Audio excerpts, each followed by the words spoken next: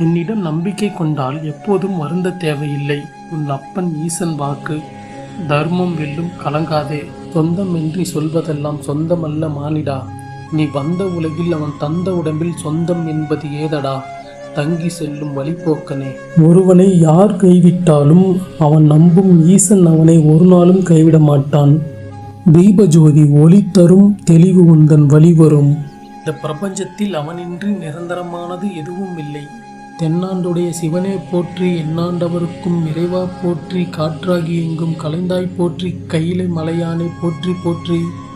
உடலில் உயிர் இருக்கும் போதே ஈசனை ஆறத் தழுவிக்கொள். உன் ஆன்மாவுக்கு அவனை ஆறத் தழுவ பாக்கியம் கிடையாது. ஆன்மா உடல் இல்லாதது, உணர்வு இல்லாதது. அவனை உணரத்தான் இவ்வுடல் படைக்கப்பட்டிருக்கிறது. அன்பே சிவம். நீ நீயாக வாழ கற்றுக்கொள். சிலர் உன்னை விரும்புவார், சிலர் உன்னை வெறுப்பார். கவலைப்படாதே, இது உன் வாழ்க்கை. அமைதி கொண்டால் மனதுள் அடக்கம், ஆணவம் கொண்டால் மண்ணில் அடக்கம். இதுவே இறைவன் விளக்கம்.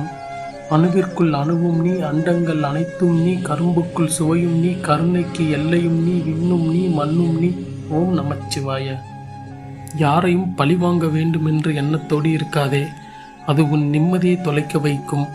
காலம் அதன் கர்மத்தை கச்சிதமாக செய்யும். உன்னை சோதனை செய்வது எனக்கு வருத்தம்தான். என்ன செய்வது? நீ வாழ வந்துவிட்டாய், நான் சோதிக்க பழகிவிட்டேன். துன்பம் வரும்போது மட்டும் இறைவனை நாடிச் செல்லாதீர்கள். எப்போதும் இறைவனிடம் உண்மையாக இருங்கள். உயர்வை தேடி அலைகின்றவனுக்கு அது கிடைப்பதில்லை. உயர்வு என்பது தன்னை அடையும் தகுதி உடையவனை தேடி சென்று அவனை உயர்த்துகிறது. உன்னை நினைக்காமல் ஒரு நொடியும் கடப்பதில்லை. உன்னை வணங்காமல் ஒரு பொழுதும் விடுவதில்லை. காயங்கள் இன்றி காலம் எதையும் கற்றுக் கொடுப்பதில்லை. கொடுக்க மனம் இருந்தால் மனமாற கொடுத்துவிடு. கொடுத்ததை அச்சமயமே மறந்துவிடு. இல்லை, அச்செயலை செய்யாதே. எதுவாயினும் கடக்க பழகு.